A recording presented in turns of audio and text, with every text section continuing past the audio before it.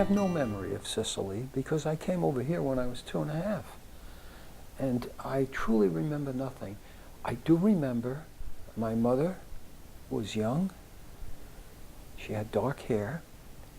And I don't know what that hair is when you cut it straight, a bob, possibly. And as a little boy, I remember we lived at the house of another brother of my grandfather, and at 239 Linden Street in the Ridgewood Bushwick section of Brooklyn, around on the Queens border. And my mother used to do the wash because you did wash by hand. And they had a washboard, which she rubbed up and down to get the dirt, whatever it was, out of the clothes that my father wore. And I can remember we used to buy salt in little sacks. I believe they were about 5 pounds, but they were like miniature flour sacks. And while she did that laundry, I used to wash the flour sacks, tie a rope between the legs of the kitchen table, and hang 1 or 2 of these little miniature salt sacks there, so I'd help my mother wash. The water was heated by those gas heaters that were maybe 2 feet tall and about, maybe 8-10 inches in diameter, with a lot of coils in them, and the gas heat at the bottom, and that heated up the hot water. And there was no machine to do it. You had to do it. And the clothes required a good deal of cleaning because they came home with not just sweat, but the flour from carrying these flour sacks that impregnated the clothes. And they were like heavy duty. They were like the jeans or whatever the other name is for them. What was the house like? It was a railroad flat. We lived on the first floor on the left-hand side, and there were, let's see, there was a bathroom right off the kitchen, which was very common, and then a kitchen area, followed by a room with closets that went from the floor to the ceiling, drawers on the bottom and then doors above, then a bedroom, and then I believe we called it the front room. It was the room closest to the street, and cold. So that in the winter, whenever they made or bought meats, they actually just kept the door closed, and that room got cold enough that served just about as a refrigerator. And those were the days when the milk was delivered to the house, and it wasn't homogenized and pasteurized. It might have been pasteurized, in fact, I'm sure it was, but it wasn't homogenized, so the milk floated to the top. And if you kept it out on the windowsill, as many people did, and the milk would freeze, the fat in the upper 2 or 3 inches would rise out of the bottle, and you'd have a circular cone, like a mellow roll that people no longer see anymore, but it was tubular, and with the cap sitting on the top, and later on, of course, the milk was homogenized, so the fat was dispersed through it quite uniformly. What did you used to do as a kid? Now we're talking about before Nina was born. Well, I went to a grammar school in the area for a number of years till we moved to another area of Queens where my father, during the war, got a job with the Grandview Dairy, and he worked with my uncle carrying those flour sacks up and down. I just went to school. Now, I never was aware that I was bilingual. The word had not come into common usage then. I lived in the house with my grandfather's brother and his wife upstairs, and we were on the ground floor, and I interacted with them. These cousins were much older than I. They were my father's first cousins, actually, and they were not married and didn't have any children. And I spoke Sicilian to them, the only language I knew, and I spoke English in school, which I picked up obviously quite quickly. I remembered no problem whatever talking to the kids or speaking to the teacher. I was not academically a great student. I was average, and I realized why.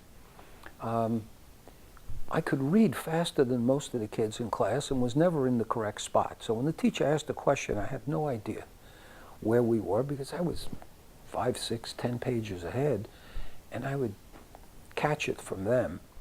Then when math problems were done and we divide, we put that little line above the number that we're dividing into, and in Europe they make the little line underneath the number. And so when I asked my father to help me, it was just as confusing as could be. So I learned the American way. Then after a while we moved. Let me go back. Yeah. Did you play as a kid? Now, you were born in 32. 1932, right after the Depression. Yeah. And what did you do as a kid? Well, we played in the street. That's all you could do. We played marbles. We had a bicycle, a tricycle actually. We rode up and down the sidewalk with a tricycle. There was summer school, I remember, and I had a little sailboat, and we could paint. They had colors, and we painted the sailboat. We probably painted it 3 times in one summer session, different colors. I was a voracious reader, mostly comic books. And although I did not know Italian, I was able to read the Italian newspaper. I just knew what it said.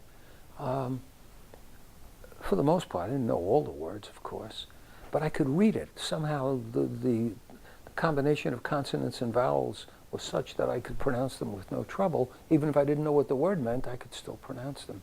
I can't say that I had a favorite toy, but I took care of all my toys. I never broke anything.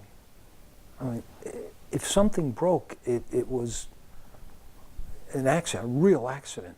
But I kept all my toys in great shape. What toys did you have? Not many. They didn't buy me toys. Christmas time came, they bought me shoes and pants and underwear and shirts. And then my Aunt Farah, Zafara, who was the wife of Gasper, the first wife, and then she married Francesco, this second husband. They told my parents that they should buy me things to play with. And but I don't remember what they bought. I think it was a little metallic motorcycle, which somebody proposed that in order to get the wheels off it, we should break it so we could use the wheels for something else.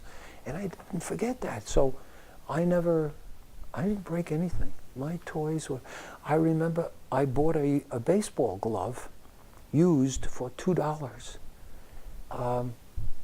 I was in grammar school at the time. That's a lot of money then. It was $2 in well, let's see, I graduated from grammar school in 1948 possibly, $2. And I got some neat's foot oil, and I used to put it in the pocket. I slept with the blessed thing, and with a baseball in the pocket, and it's sort of tied up to make a good pocket so we could play, and it would catch the ball.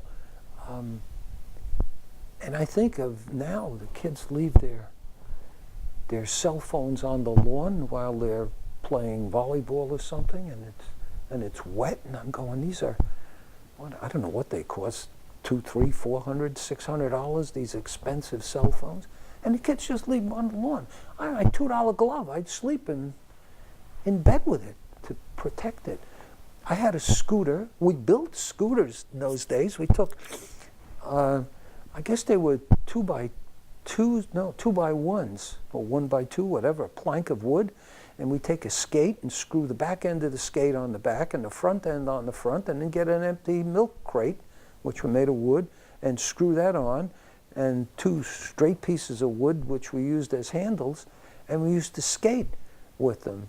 And if you were right-handed and right-footed, you wore out the soles on your right shoe a lot earlier than the ones on the left shoe. And I can remember my parents admonishing me that I had worn out a pair of shoes in a month. But, you know, you were a kid. You were 10, 11 years old, and you ran everywhere. There were nobody had a car, none of my relatives except the cousins, and that was a family vehicle. So you walked and ran everywhere. You played ball. You didn't wear sneakers because sneakers was a sign that you were poor. And you didn't wear, we didn't call them blue jeans then, dungarees, I guess the word was. You didn't wear dungarees either because that showed you were poor. So I had leather shoes, resoled as often as they needed to be, dressier pants, and proper shirts. I can remember as a little kid wanting to contribute to the family income, mostly to be able to buy things for me, but I was willing to give whatever I made to the kids. And they used to buy mushrooms in little wooden containers with a handle on, a little basket. And I asked my parents if I could buy pretzels and sell pretzels at the subway station so I could earn money. And they didn't want me to do that because, once again, that showed that we were poor. And we weren't poor. I never was lacking for anything, but I never knew what I was missing. I mean, I had food, I had parents, I had clothes. They sent me to public school at first, but then when we moved to the Gates Avenue address in Brooklyn, once again, Brooklyn, Queens, right on the border, they sent me to St. Bridget's Grammar School, to which my older cousins had gone, and in which eventually they would all marry. And well, I wasn't missing anything. We all were the same. Did you guys play stickball as a kid? Yes, we played stickball, but we played more racquetball, because stickball, you could hit the ball over somebody's roof. These were mainly two-family homes on the streets we played in. And if you did that, you'd have to ask the people, could you go up on the roof and get we called them Spaldings. They were Spaldings rubber balls. And so we decided we'd use a tennis racket so you could place the ball a lot more accurately and they wouldn't end up on anybody's roof. And then you had to be good at placing them. And we used to, if you could hit the ball 2 sewers, you were a star. And my mother worked daytime, my father worked nighttime, and when I got home from school, I had my brother in a baby carriage. He had a magnificent baby carriage. It was wood. It looked like the kind of baby carriages you see the royalty have. A beautiful baby carriage. I used to park him on the side of first base. If you hit the carriage, it was out. It was a foul ball, and you were out, and you caught hell because you woke my brother up, and then I couldn't finish playing. His real name, had he been born in Italy, would have been Antonino, but we called him Nino, and his name was Anthony in English. Tony, his friends now call him. When he was born, I can remember my mother leaning over, sitting on the bed, leaning over. She was pregnant, but I didn't notice. I mean, she was always a heavy woman. She asked me what I wanted to be, and informed me that when a baby was born, that there would be some sharing, which didn't affect me. I mean, it was all right with me. Of course, they didn't know in those days it was going to be a girl or a boy. He arrived, and it was great. I mean, he was 10 years, 9.5 years younger than I, so it's not that we competed for anything. I mean, I was his babysitter for the most part. And I can remember Uncle Vito's wife carrying him, Aunt Zia Caterina, Aunt Catherine, Aunt Katie, we called her, walking up the stairs, carrying him home. He was born December 22nd, 1941, right after Pearl Harbor. And when he was 4 or 5 years old, I was 15. I was in high school. He started grammar school. He went to, at that time we lived on Cornelia Street, so he went to St. Martin of Tours Grammar School, and he was 4 years behind my wife, who they didn't know each other. I didn't know her either then.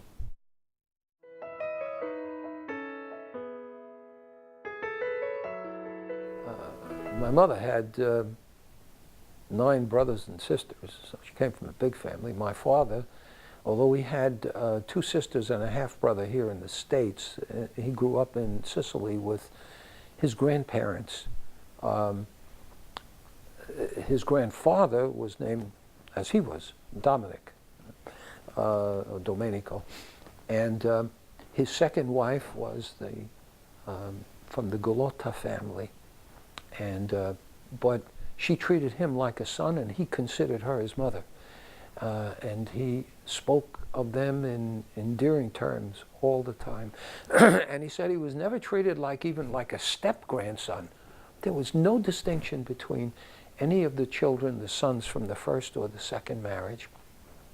And he grew up in a great, great household, and he had to, but he had some pretty terrible shocks too, because his grandfather lost both his second oldest son, who was my grandfather, and his youngest son, Giuseppe Peppino, in the First World War. Peppino was just lost. They never heard from him again. And my father remembers that when the message came to the house, his grandfather was out in the field working, and it was harvest time. And his wife got the news, and she could not tell him, because if she did, the harvest would not be completed, and it would be a total disaster. So she held it for a few days and then just burst out. It was her son too. And he said, non Domenico, his grandfather Domenico, took a knife, not a knife, like a butcher's knife, those big, thick, and whacked himself in the head with it and put a big cut on his head. He lived to about 96, I think. So there was a long, genetically he was well endowed. A man who, for 6 months, didn't go to church, which was extraordinary. And then he went back. And he used to, my father used to say, as he was growing up, when he got home from the fields, and they worked, and they washed up after supper, they would sit down, and he would, a man who had never learned to read or write, but knew hundreds of sayings, and had memorized the litany of prayers. And as my father said, he knew more than the priest did. He could say the whole Mass in Latin. He would make them, they sat down, he, his wife, and my father, and they said the rosary, and then he repeated a litany which lasted, he said, an hour or so. And then then he would say, my father would say, want to go to town? And he'd say, what are you, crazy? He said, go to bed. Tomorrow you have to get up at 4 in the morning. And my father would dutifully go up to bed, crawl out the window, and go to town, and hang out with the guys, and they hung out. Sometimes they had music, and they would dance, but the men danced with the men, because there were no women in town. You didn't dance with women. The only time you danced with a woman was when somebody had a private party, and the private party was with people who knew each other. One asked permission of the brother or the father to dance with the ladies, and it was understood that they could, but you had to ask all kinds of permission. And he had a tough life, my father. I mean, his father died when he was 10 or so, and brought up by grandparents, but he was well treated. He was given, as I understand it, his father's piece of the inheritance, because he had to divvy it up among those who remained. And he got an extra piece as if he was another son, because he worked the fields with his grandfather. Now, my father, one day, I don't know where we were, upstate New York somewhere, I pick up a rock and throw it. And he picks up a rock and he throws it. I said, Pop, you just threw that rock left-handed. He said, I'm lefty. I said, really? I said, I didn't know that. Because he wrote righty, he played a guitar right-handed. He says, you couldn't be left-handed. He said, you weren't left-handed. You had to do things right-handed. He said, but throwing rocks, you could throw any way you wanted. He said, and non Domenico was left-handed too.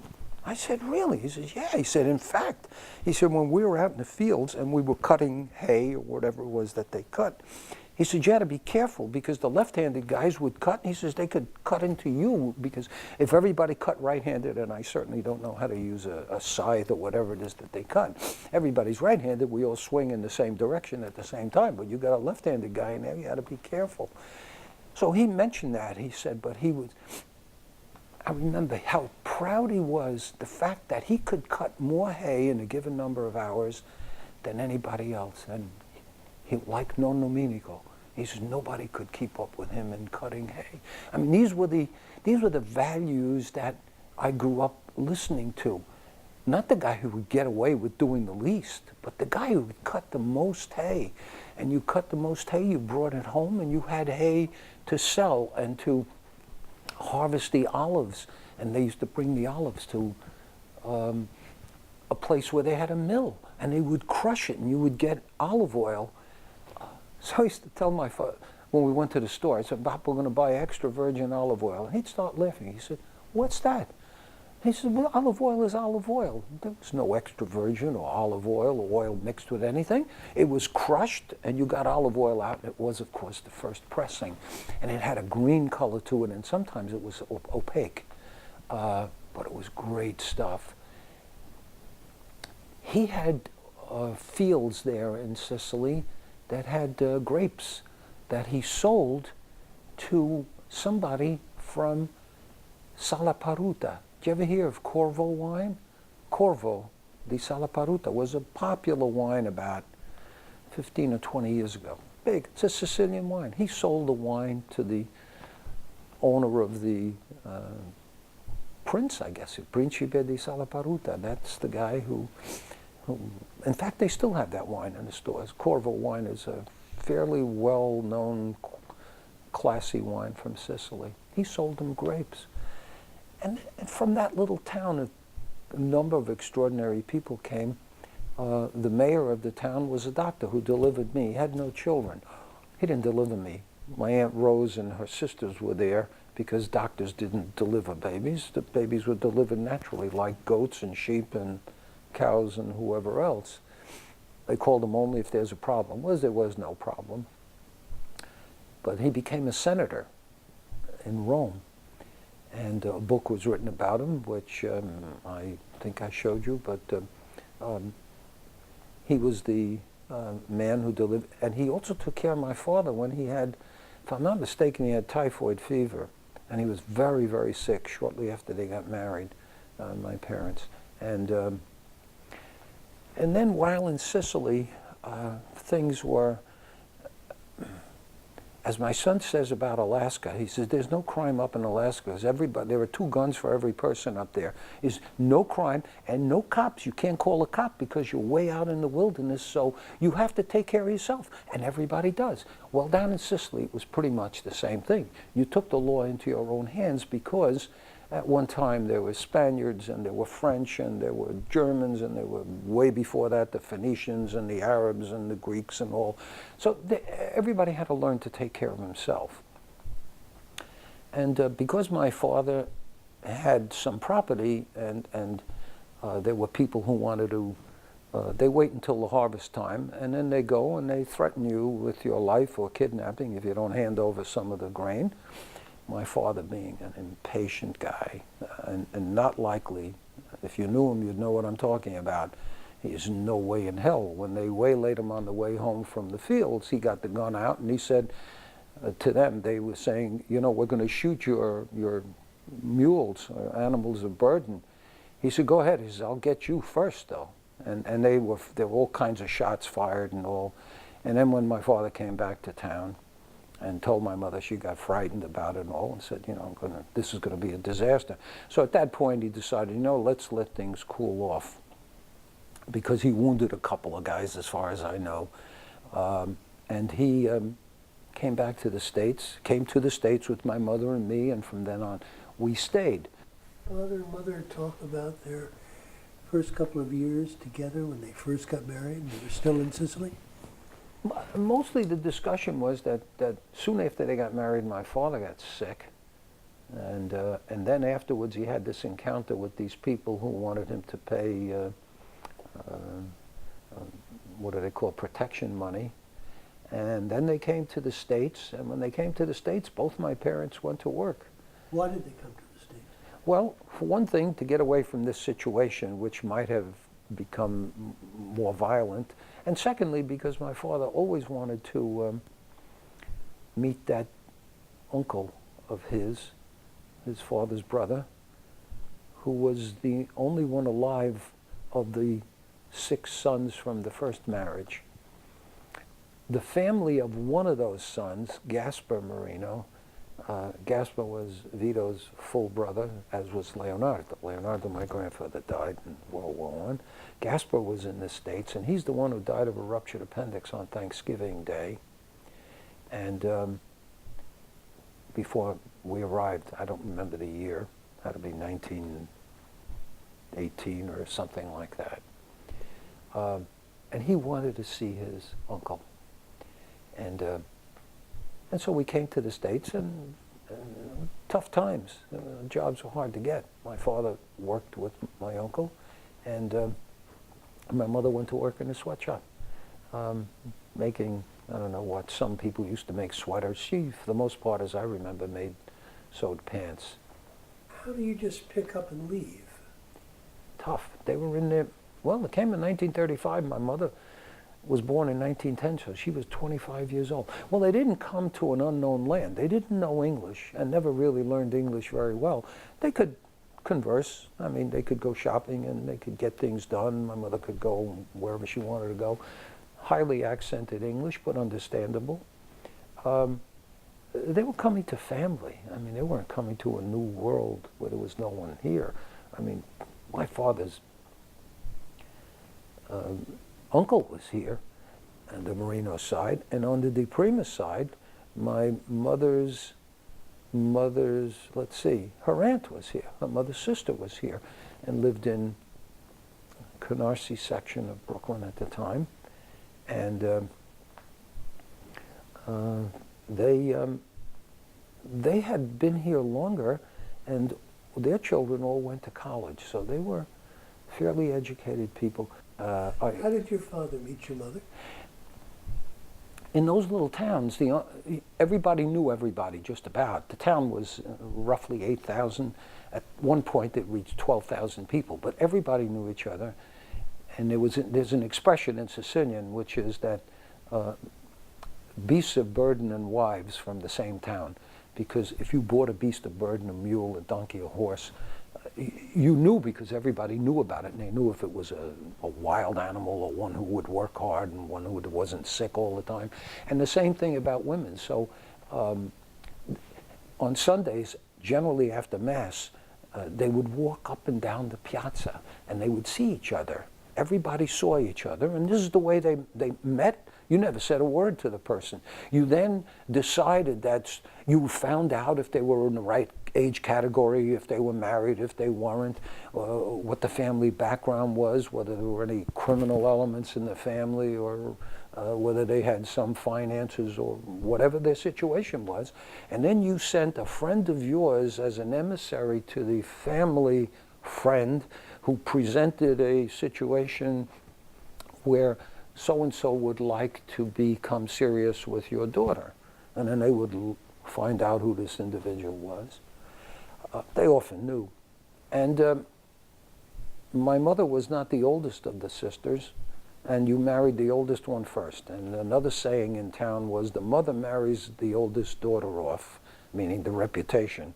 And then the oldest daughter marries off the younger ones, because how that marriage turns out determines, not necessarily, but that's the attitude, determines how the rest of them will turn out.